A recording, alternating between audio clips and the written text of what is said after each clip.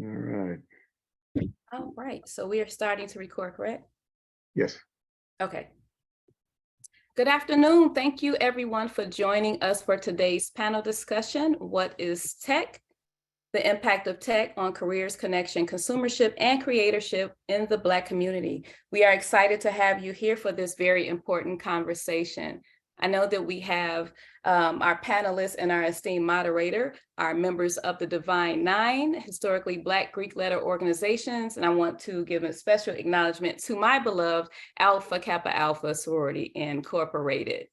Today, I see that we have people joining from throughout Chicago, throughout Illinois, from a variety of nonprofits, colleges, universities, tech companies, and small businesses alike, and we are excited to host this panel for you. I want to mention that many of you all submitted questions beforehand. We have added those questions to our list of questions, which we have a ton. So if we don't get to your question or all of the questions today, you can feel free to reach out to me or any member of the College of Computing, and we will answer whatever questions you have.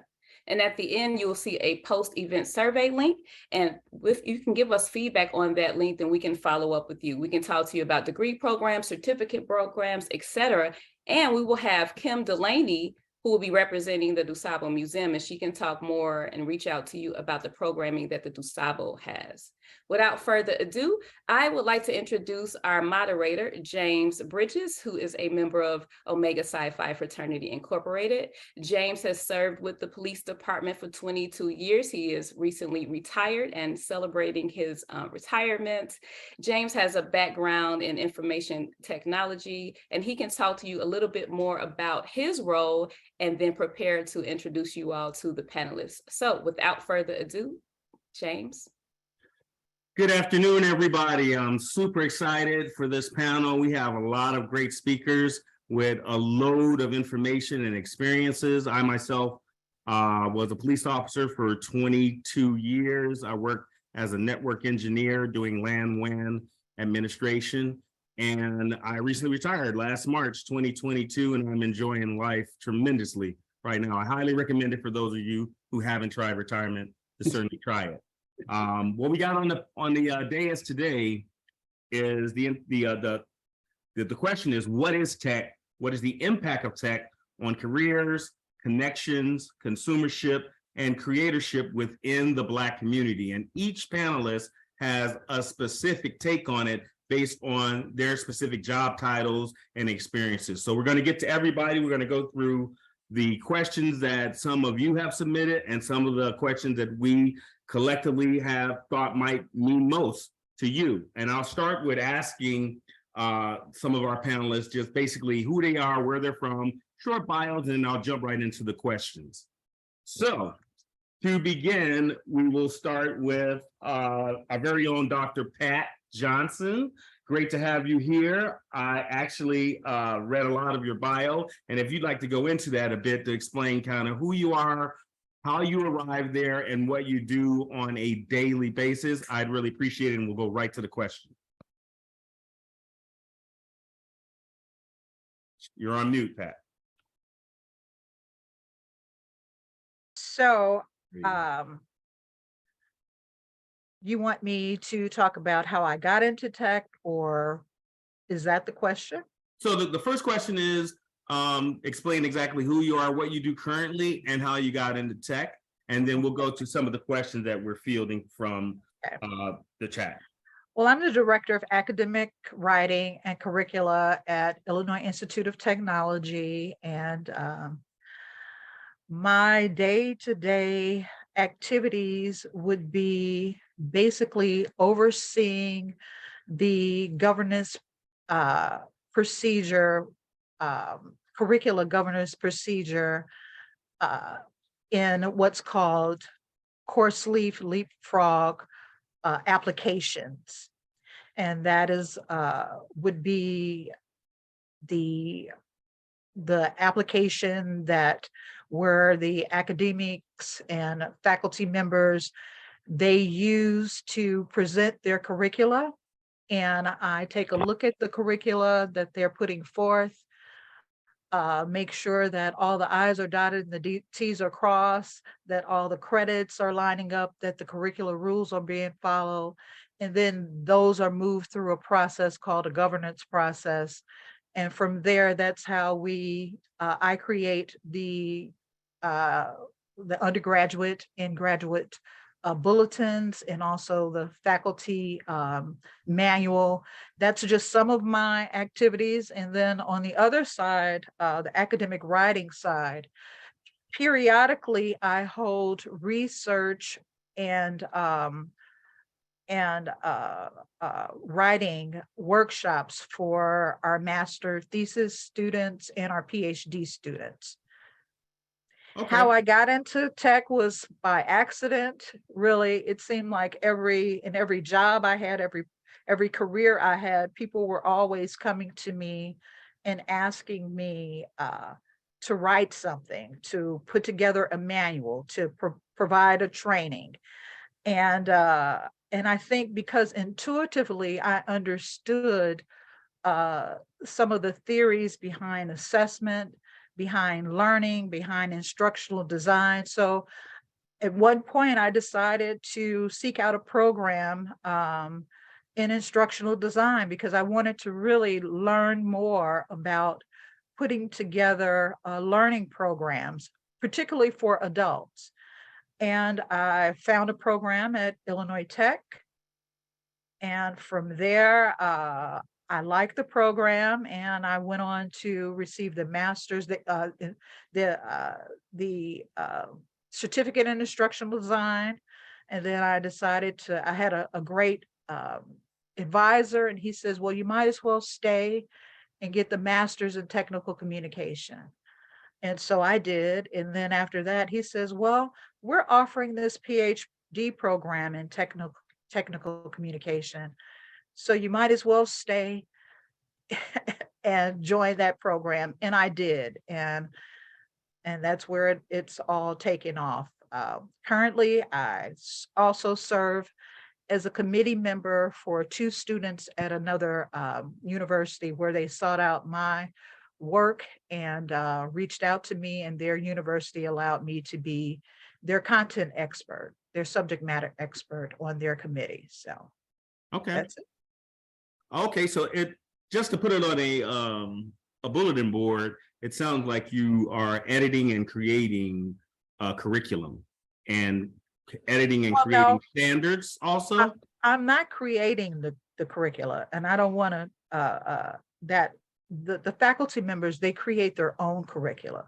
Okay, you're just making sure that they are at the standards of the institution.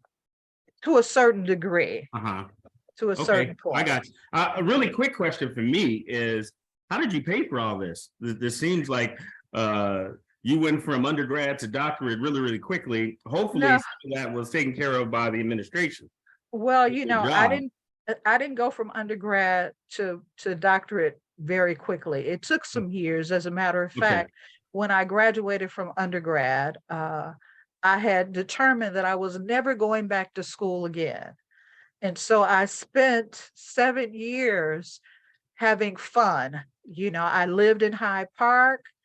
I was traveling. I was working for a company where I was traveling every month, spending a week out the month in Orange County, California, Living life. and having a good time. And then when I woke up and realized I didn't have any money saved, I was spending it all, having a good time, and then I needed to do something else. I became very restless, and I've always been a curious person and a restless person. So, I just decided to go back to school to get a master's degree. And at that time I was working for hospice. I was a hospice administrator.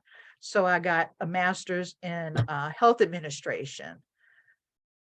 You are all over the map, young lady. Yes, I am. And thank you for the young lady. I appreciate that.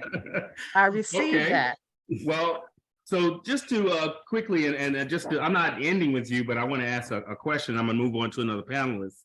The question I had was asking about careers in tech for African Americans, and specifically when you're looking at careers, where are you seeing Black people show up, African Americans show up, and where are you not seeing them show up on a regular basis?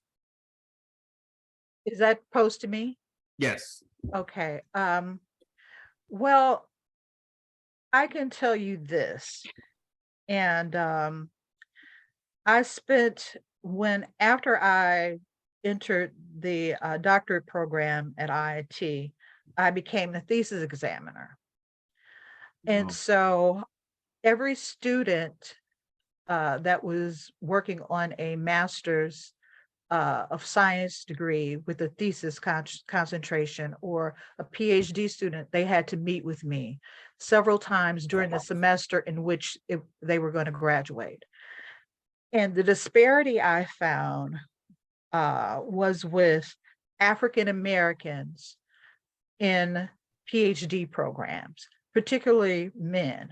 So I did that job from roughly 2000, I want to say 7 until 2019. And the position changed, but I did it up until 2019, along with other things. And because I was the only thesis examiner, there was only one Black African American male that had graduated with a PhD from Okay, so Illinois let me ask Institute a of different, Technology. Mhm. right? So if you're seeing that and over this span of time, then we know that that's a real issue. And that's just some of the stuff that we want to get out to everyone that's watching, is that these opportunities are available for you to pursue. And one of the ways you might do that is reach out to a mentor or a counselor or someone like yourself who's in a position, who's been through the process and can actually say, hey, here's how I did it. Here's a way that you might be able to do it as well. Finally, I'm going to wrap up with you by saying, I know that you are a member of Delta Sigma Theta Yes. Incorporated. Yes. You have been for a few years. A long time. And I'd like to thank you as my sister in that. Thank you. I'm going to move forward now to another panelist. That will be actually Paul Stokes. Paul, thank you for joining us. First things first, we understand that you are a Simeon Wolverine alumni. I know you guys just won the city championship in basketball again, but thanks again for that. I understand you're a manager, technical services manager for various local and nationwide businesses. I want to know from you, first off, being a network engineer myself, I know how things can go awry in networks and situations. When that happens with you and you're a manager of a team, how do you respond? Well, first of all, thank you for having me. I'm glad to be here with everyone on the panel. Happy Friday. And yes, go Wolverine, Simeon for life. Class of 85, but don't try to do the math. But anyway, so as being a manager, and there's so many different variables when it comes to networking, as you know. First thing came to mind when you said that, and I won't mention the company. Well, it doesn't matter. It's ITW. They were one of my clients, and they had a network outage. And first thing you think of is like, you know, where the failure point is, and that was they were using Meraki, and that's the first place I looked. When you say Meraki, what is that? I'm sorry, Cisco Meraki firewall. Okay, a firewall. So, yeah. So we when they have something like that, being the MSP, you know, you're the first one to call, and then you immediately start troubleshooting. Being in this space and being someone, you know, a man of color, you immediately say, well, I got to hurry up and get this fixed no matter what, for obvious reasons. But the funny thing about this particular issue was that they were doing some construction on the plant floor, and one of the guys unplugged the fiber connector, the Sienna, to the but you know, we went through all these troubleshooting steps, you know, thinking it possibly was the colo or the firewall, or, you know, someone did something, and it was as simple as someone unplugging the Sienna for the firewall for the fiber connection. Okay, let me ask this, because that leads me to my question. Mhm. There's a question saying, what is imposter syndrome? And where do we see it within the Black community when it comes to tech careers? And I know, being an African American in IT, specifically in networking, frequently we aren't the ones that show up when there's an outage. That just culturally we aren't. So dealing with imposter syndrome, first, if you could explain in your own words what you think that is and how you deal with it. Well, it's, a psychological pattern in which, sometimes some individuals may doubt themselves, or assume that once they show up, in my instance, when I show up, because there's very few, Black men in this space. And the other is, well, I wouldn't say issue, is that, I'm 6'5", 245 pounds. So I walk in, I'm immediately viewed as somewhat imposing. Mm-hmm. So I'm assumed not to be the person there to fix any technical issues. And I wouldn't say that that kind of gives me a sense of self-doubt, although that is one of the issues that, the imposter syndrome can bestow on some people, but it is kind of difficult kind of navigating that sometimes when you go to some of these larger companies or even small ones. It really doesn't matter. I think that a general understanding of the imposter syndrome is someone who may be thinking that I'm not as good as they think I am, or I don't know as much as they think I know.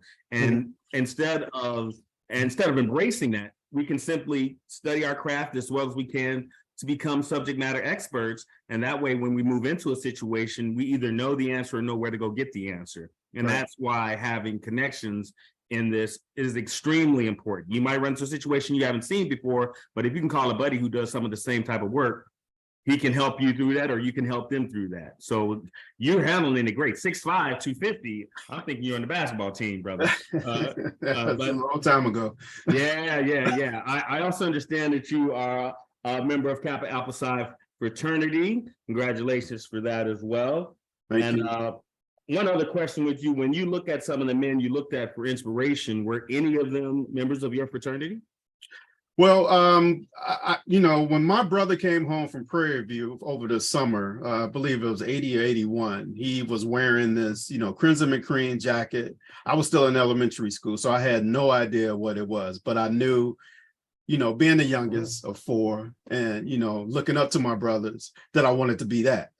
Right, okay. And that, that just happened to be, Kappa Alpha Psi. So there was one gentleman that Dr. Eddie Sanders, he was a professor over at Chicago State University. He was kind of my mentor when I first got into this space maybe 25 years ago, and kind of led me in a direction. But being in the space, I didn't really have one, it's very few of us. The fact that there are, 4 to 5 Black men on this video, on this virtual panel, is amazing to me. It's actually shocking. It's shocking. Yeah. So I didn't really have, so I had to kind of navigate it myself. And so that's why when this opportunity came up, I was like, yes, I will definitely be willing to speak to this issue. And hopefully you can be an Eddie Sanders for someone else that's looking at this and has more questions about it. I'm gonna move on from you and move to Ms. Blair Migonis. How are you? I'm good, JT. How are you? Hello, everyone. I am absolutely fabulous. My constant state since I retired. I want to ask a few of the questions that are here. You kind of cover a lot of different areas with your background and your title. So I'll start with saying that I understand you're a senior marketer. You work on brand for products and strategies for several major corporations. We could list them all, but we'd be here all day. We only got a short amount of time to do that. I know that you have a master's in business with a concentration in international business, something that I was always interested in, international business, because I always had a thing for travel, but I never really went into international business. I also know that you are a member of Alpha Kappa Alpha Sorority Incorporated. I would ask, and I didn't ask this of everyone, but I'm going to ask you specifically, what year did you become a member of the sorority? I'm just curious. So I can start there. Hi, everyone. I'm so glad to be here. And hello to my co-panelists. It's so inspiring to be with you as Black people, professional people in technology, but also as members of the Divine Nine. We're always in good company together.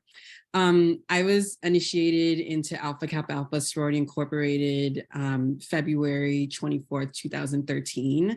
And so this panel is very timely because I'll be celebrating 10 years of active service and membership to my sorority next week. Excellent, excellent. That's awesome. Here's the question. I want to ask about careers in tech for African Americans.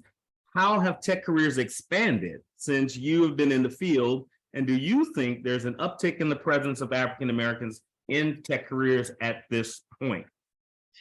That is such a great question. And my background, my undergraduate degree is actually in economics.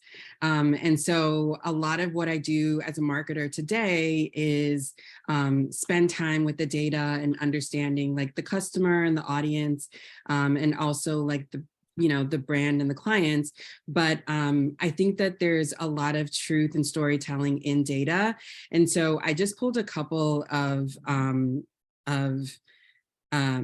statistics to tell you that kind of help shape the conversation that we're having today. So in the United States, when you look at the technology industry employment by age, you're talking about, there's 30% that are between the ages of 30 and 39. There's 54% of people that are in the tech industry here in the US that are over 40. And then there's 16% who are between 20 and 29. So when I look at this, it makes me think that if the majority of people, over 50%, are over the age of 40, then that's the biggest opportunity to me for a place where there can be change, but there also can be transition, right, to whoever is coming next. I want to say also that according to the National Science Foundation, Black women in particular make up about only 6.5% of the United States population and only 2% in STEM and STEAM parts of the workforce. When you look at high tech labor force by race, you'll see that only just 7% of Black people and those that identify as Black are there. You're talking about 8% Hispanic or Latino, 20% Asian, and over 62% are white. And they're identifying that way. And so when you ask me this question, I think that the statistics certainly help lay the groundwork of where we are. And these reports can be pulled. There's institutions and brands that release diversity reports that you can go and read. So I think that it's two things. It's the fact that we need Black bodies and human beings in these spaces that are technically trained, that are able to do this work. But then we're also not just needing to be in the space, we also need equity and we need to be in positions of leadership. And so I think it's not just about the lack of diversity that may exist within tech, but it's also about being able to make a difference while you are there and to be able to use a seat that can, be an advocate for the community and also, from your own unique perspective. Great. I love that storytelling and data because I think that's the way a lot of us learn, whatever we're learning. And the numbers speak for themselves. We know this is like the greatest group of African Americans I've seen in IT in 22 years for me, but especially at the different levels. So I appreciate you being here. I'm going to move forward with Mr. Mark Beeman. I want to thank you for joining us. I understand you're a senior system engineer for Dell Technologies. You have a strong math and science background in your educational resume. And one of the questions that I had posed to you was a lot of us don't go near these IT engineering fields because we kind of shun the math and sciences. And I wanted to know from you, what was it that made you kind of gravitate toward these and move into it? And you responded, but I want them to hear your response. Okay. All right. First of all, good afternoon, everyone. And thank you, JT, for that question. Thank you. It's a pleasure to actually participate on this panel. to sum it up, why did I go into tech? It more or less, it was just always a part of me to take things apart and put them together. But when I was introduced to computers, and we're talking like late 80s, early 80s, where Atari, Commodore, I was introduced to that because my parents just saw, okay, we got a little nerdy guy that likes computers. And that was my introduction to tech. And I've always had an affection for computers and electrical. And that's why I went into engineering. And as I graduated from Marquette University in engineering, I actually went into an internship with IBM. And I just knew that I was in the right place at the right time.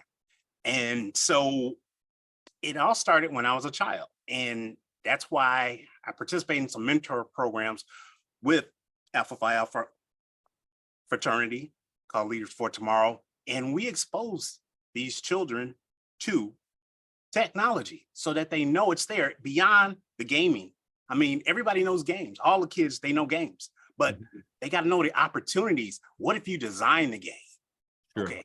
What if you became that content creator and made it so it looked, a lot of the characters look like you? That is, There you go. that is what we're talking about. That's what we want to see, and participate in these STEM and STEAM programs as well. So getting kids exposed to it at a young age, if they have the aptitude for it, it just develops along the way, because that's what happened for me. Okay, that lends into kind of what Blair was saying about the equity and leadership piece. Once we started getting characters that look like us, behave like us, or culturally kind of associated with us, then we're more inclined to want to be a part of it. And if you're part of a leadership mentoring group that is brown and black and looks like the kids that you're trying to show that this can work, that's what we're after in essence. And not only with this panel, but in the demonstration that you're doing. It's clear that you're a member of Alpha Phi Alpha from your background, sir. You don't have to belabor the point. We know that you considered it your first, and we're not going to get into the whole thing here. I certainly like to have a round of drinks maybe with you at another time, and we can discuss. Absolutely. Absolutely. But thank you. I really appreciate you being here, Mark, and what you brought to the table. I'm going to move forward to another Mark on our panel, and that is Mark Campbell, a beloved fraternity brother of my own, works as an IT professional for the White Sox, is a doctor. I should say Dr. Mark Campbell, because I know they didn't just hand you that doctorate. You actually had to write to get it. I want to step in and say for you, first and foremost, Mark, thank you for being here. But secondarily, what do you think is the most key position we can take as leaders in this industry to help anyone who has an interest in IT? And what would you say should be first steps they might want to make toward a career? So well, first of all, this is amazing. I'm glad to be here. Let me start with a story. This is a real story, right? So when I finished high school, I really didn't have a clear direction of where I wanted to go or what I wanted to do. I had an interest in technology, but really didn't understand everything that was available to me. So I chose to go into the military, the United States Army. And the recruiter promised me, yeah, you're going to be able to work on technology and learn everything about technology. He didn't tell me that technology would be inside of a tank or an APC. So I got to learn tech in an interesting way, but that was my intro into tech. And from that point, I've always just read and sought opportunities to find out more about tech. And in terms of how we can advocate to your question, we've all earned a level of privilege, I guess you can say, correct? And so with that level of privilege, we have a responsibility to give back and increase exposure in our community. And so, for instance, as CIO for Pittsburgh Public Schools, I worked with the school district to create a mentoring program for African-American young men in the school district that had low graduation rates, and all of those things that, society says about a specific population. And what I found was, when you're working with young people, they're looking for two things: consistency and trust. And it's really that simple. But to the point of how we as people of color and African Americans show up in this space, being a CIO in government for a few years, I often found myself, as mentioned, the only person of color in the room. Felt a little odd, a little bit different. And so that actually led to my doctoral study. I actually studied why African American CIOs, what they experience in the C-suite. And we have to understand the connection between our culture, community, and career. Our needs are consistent across all of those, and we have to make sure that we don't lose that and find that balance as we pursue our careers and be able to show up in the workplace as our authentic selves, right? And be completely present. There is a litany of information about coding and needing to appear differently in different situations that all of us have had to do at some point in our careers simply to assimilate. I would say that the most important thing we can do today is to remind the ones coming after us that you can be your authentic self. Absolutely. You got to know your stuff, but you can be your authentic self. You can wear your authentic hair. You can have a bead in your nose or whatever you need to do. But you need to know your stuff when you're coming into the workplace. And that's the thing that I would harp on first and foremost. I'm gonna move around a little bit in these questions now. I'm gonna jump back to Blair for a second. And I wanna ask you, Blair, what is a content creator and does it differ from an influencer? So thank you for that question. So yes, they're different, but I think the goals, some of the goals are different too. So a content creator is somebody who is like creating content. The content can be written, it can be video, it can be audio, it can be like mixed media, whatever that content is.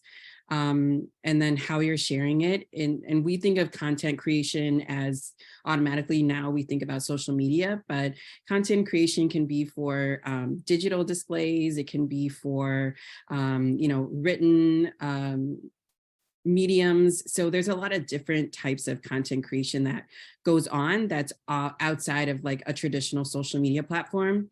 And then an influencer is someone who is hopefully getting compensated for their creative work and for their ideas. And so they're influencing other people to buy products, to do something, whether it be to become a buyer, follow somebody else, purchase something, and there's a way to monetize both of them. There's no real school of thought that I know of where we're taking children from high school and saying, hey, if you'd like to become an influencer, or if you'd like to become a content creator, there's no established place that they can go get this information except from the internet or friends or people that they follow. So what's important to me is, do we need to have something in play like that in the metaverse or wherever, where we establish, hey, just like you do for IT, if you want to do this, you need to achieve a certain level of certification in order for you to make money, in order for you to be taken seriously? Or should we leave it as it is? It's kind of like the Wild Wild West right now. So I recently was working at Meta, and I was working on a business marketing team, but Meta owns the metaverse, as you're mentioning. It owns Instagram, WhatsApp, and Facebook, and there are resources that are available. And I'm not trying to plug Meta, but there are resources that are available, whether you're on TikTok, you want to be an influencer on social media, where, there's like resources, there's groups. And I think Two, there's like a whole community that you'll see of people who are influencers that, you know, sort of move in those spaces to be able to help influence other people that want to be involved or that are sharing that space and that work. The other thing that you're mentioning is sort of like a formalized way to give people information about how you can be an influencer or how you can possibly be a content creator. I don't know those resources off the top of my head, but I would probably wager money that there are universities, institutions of learning that are probably putting together some type of formalized course. Exactly or right. there's like some type of like, you know, sort of formalized, it's like being included or, you know, as an addendum to what already exists. And I think that that's probably naturally just going to come up and continue to be worked on by people that are professionals, by the educators that, you know, are trying to help our young people in those ways. So there probably are programs to look. I would, of course, you know, encourage everyone to start with IIT because maybe that's, you know, that's who's hosting this panel. And so there's probably ways to find that information with help. There's Can I- no shame in shameless plugs. JT. I appreciate that. I'm going to move to Paul.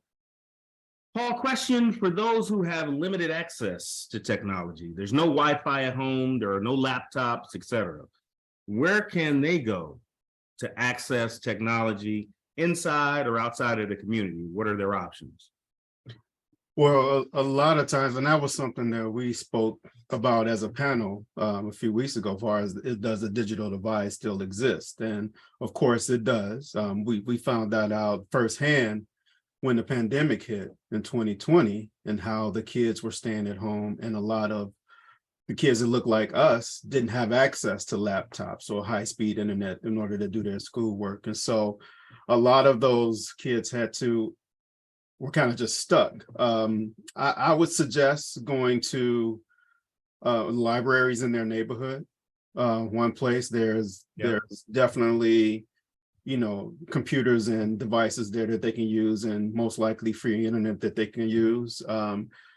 There's me, myself, some of the clients that I have, if they're throwing away PCs, I take those and refurbish them and just give them away to people who don't have PCs. So if someone, you know, is in the chat and needs something, I definitely can get it for you if you want, no charge. It's on me.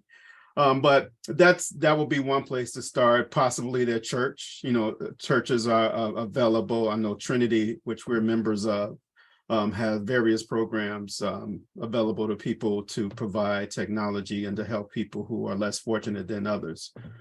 So is a good place to start. Okay, great. I was thinking those same things, but it's good that you put it out there. I'm going to go back to Dr. Pat for a second. Dr. Pat, here's a question for you.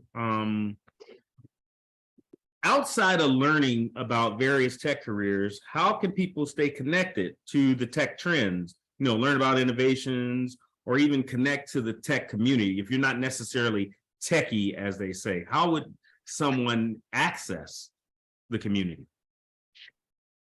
How would someone access? Well, the whole thing is all about exposure, what they're exposed to, and then is an interest being sparked in that exposure. So that's a pretty difficult thing to answer because you don't know what an individual's exposure is.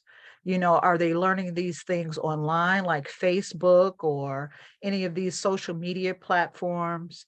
Are they learning about these things, like you said, in church or at their high schools? And, you know, is it sparking some type of interest? So I don't really know the answer to that question, really. I think you answered it. If you've got a natural curiosity about a thing, Right. then you'll seek out some of the answers as to how a thing works and how a thing operates. And some of those spaces you mentioned will be the spaces that they're able to find some of those answers. I think you answered it great. I'm going to dip back around again to Mark again. Mark, And we talked ad nauseum about how we think we can make a difference, and you're definitely doing that in the community. But here's a question I have for you. When you see tech, or wherever you see tech, how would you say a regular person would experience STEM in everyday life? Like they don't even know they're experiencing tech, but they are. What would be some examples you might give for that? So some examples would be tech is our lived experience right now. And how do you see it? So I'm dating myself again. Look at the car designs. You don't see, the 5-speed, the car, you have so much tech in it. Cars drive themselves, right? Look at how we're getting our information. Everything, the pandemic forced a sea change in our communication pattern and education pattern, and how we experience our doctors, video and telemedicine. So every aspect of our lived experience is touched by technology in some type of way. And I think to an earlier point, our zip code should not determine our educational experience. Mhm. And so as leaders in the community and the tech sector, we have to get involved with the policy making and decision making around education and advocate for the technology programs and curriculum, especially through K through 12. As we all know, there's a huge, huge demand for cybersecurity professionals and coders. So why can't our kids get that exposure in K through 12 and grow through that? It's a policy decision. And so we have to make sure that we are engaged at the community level around the policies that influence our kids, school boards, all of those. So Buy-in politically, May I- and buy-in residentially. Go ahead. I'm sorry. Might add to that, the African-American church has always been early adapters to technology, through the use of video, the microphones and all of that. And it was me watching Trinity United Church of Christ using the streaming technology. They were the first among the African-American church to use that technology that inspired my dissertation work. So we've always been early adapters, whether we want to look at that as technology or not, with the equipment that we use in our churches, the video, the presentations, even the smallest of churches. I've gone into storefront churches that were really no bigger than my basement, where they would have a big screen up, like it was 200 people in the room when there was only 20. They were implementing some type of technology. You're absolutely right. And also, let's not forget the Divine Nine and what we do on a consistent basis in our fraternities and sororities, and how we communicate and disseminate information and put on productions. A lot of that is done with technology. The churches are an excellent source of that as well. I'm going to move around to Mark Beeman. Mark, question: how can we prevent cyber abuse and bullying? And what words of wisdom would you share about participating in online groups and communities? That's a good question, JT, because that is very prevalent.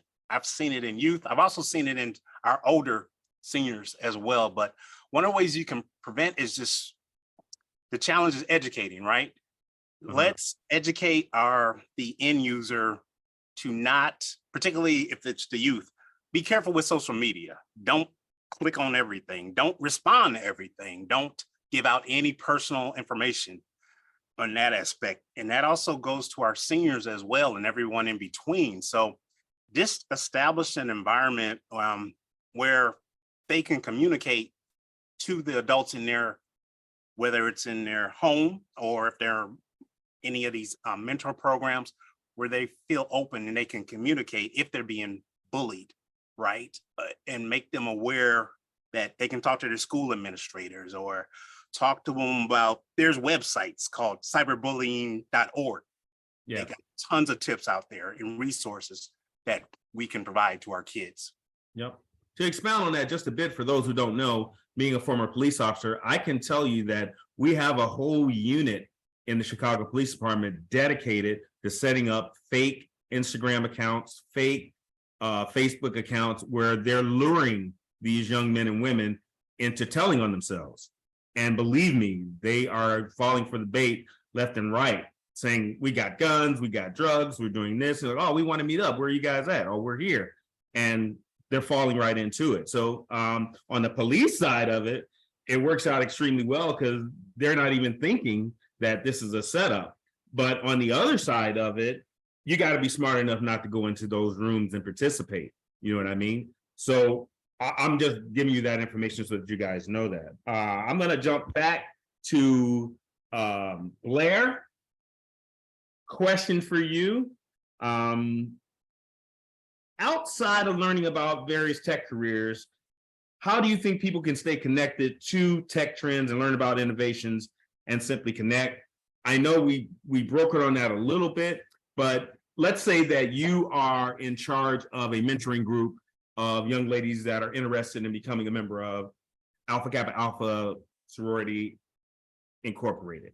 They're 14, 15, 16 years old. And how would you approach them in order to have community? How would you approach them in order to retain some kind of consistency with what you want to do using IT?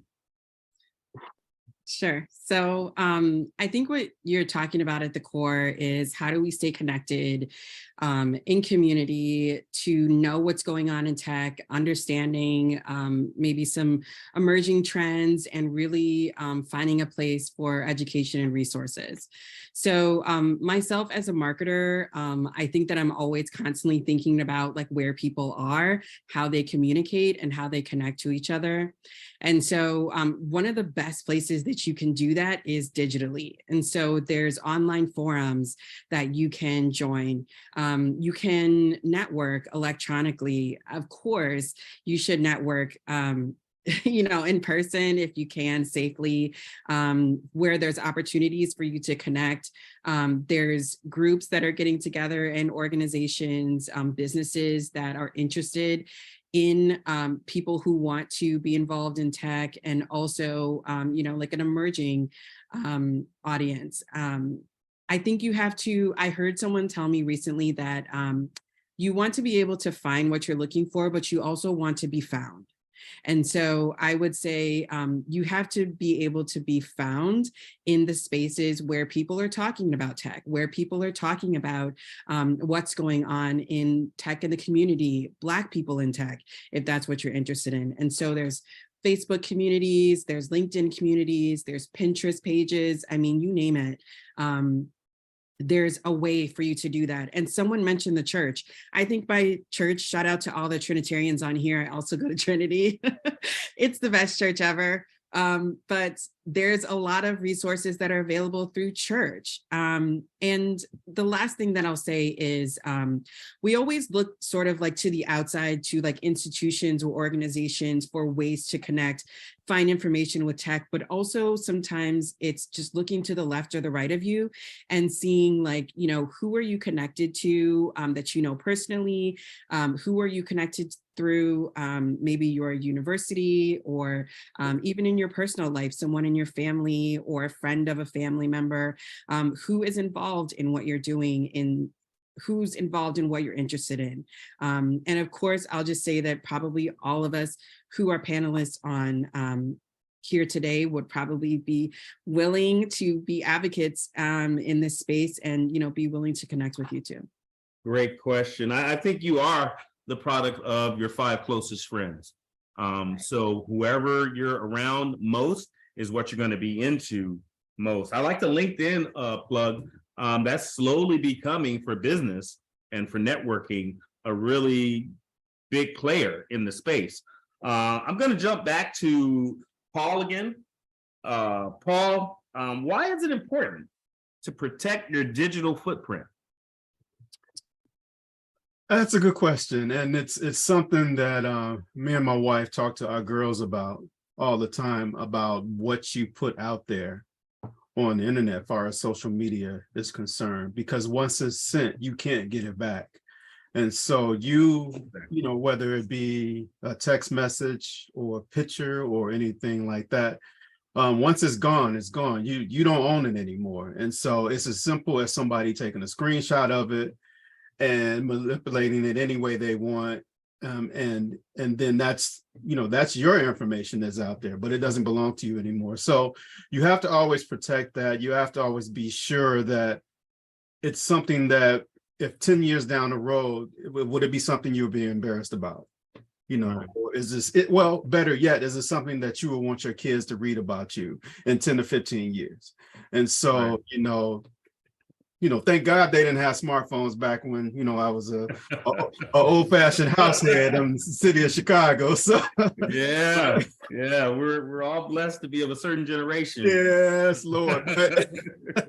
But it's something that we preach all the time. It's like, yeah, you might be feeling good about yourself, or yeah, you like this outfit, or that skirt and those heels may be hidden just right for you. But does everybody need to see you like that in social media right now? And so Question for you.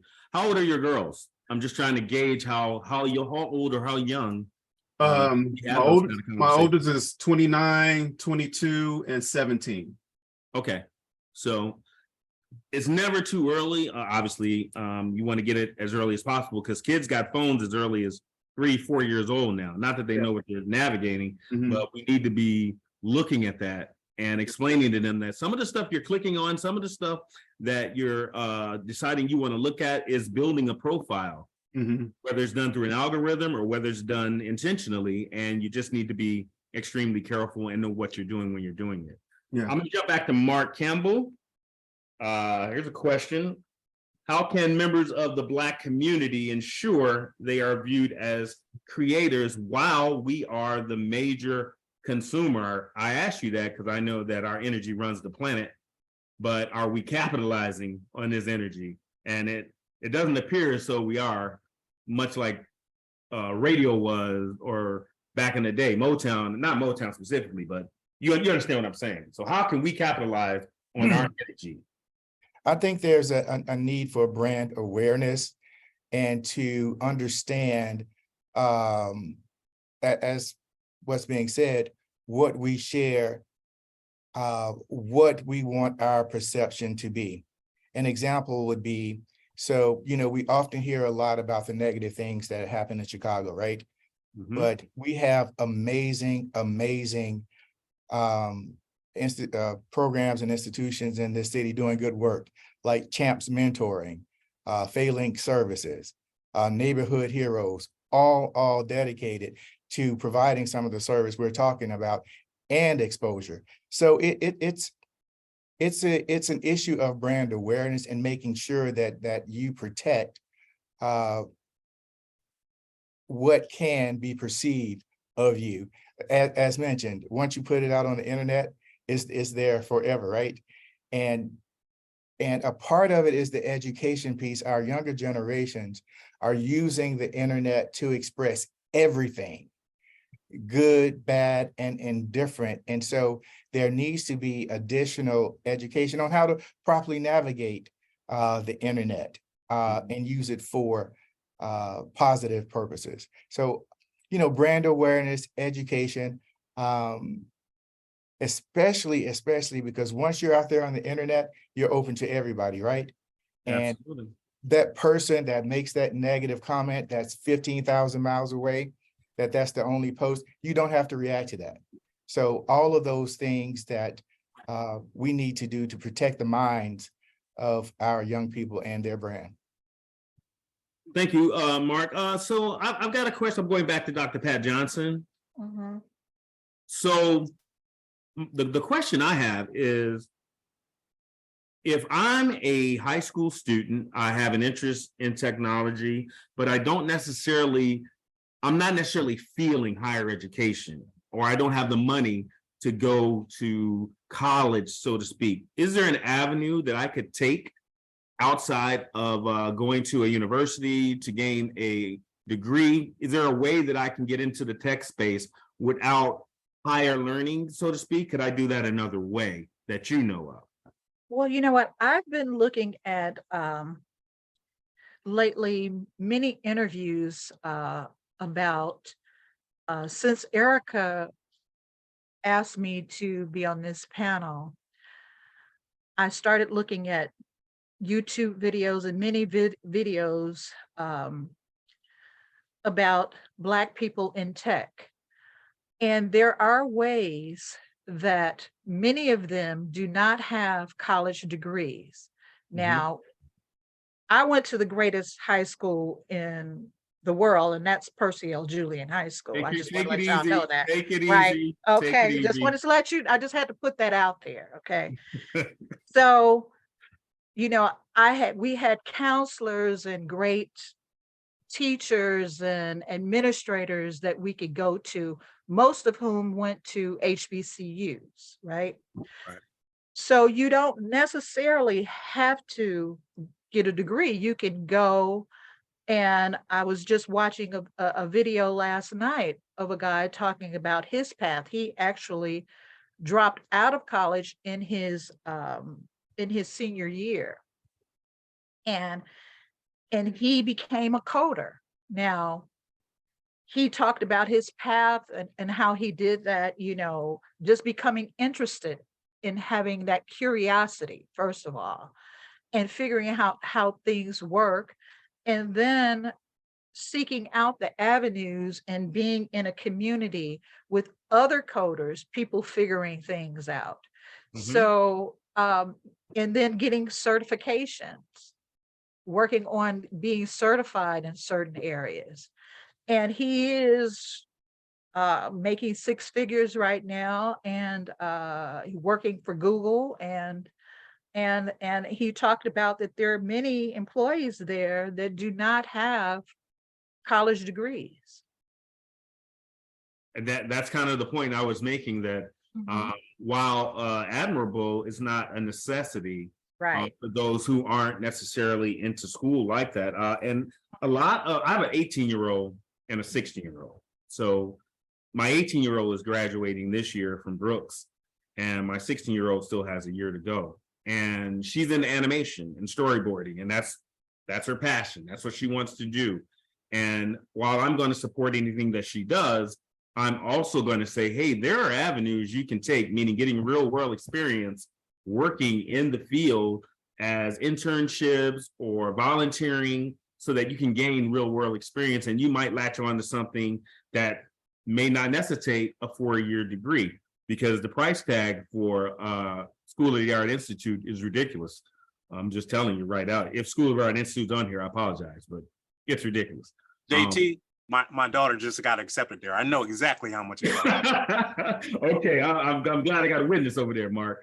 Now, I'll move forward to another subject, and that was, we talked earlier about content creation and how it differs from influencing, and Blair kind of was the person that had a lot of information on this.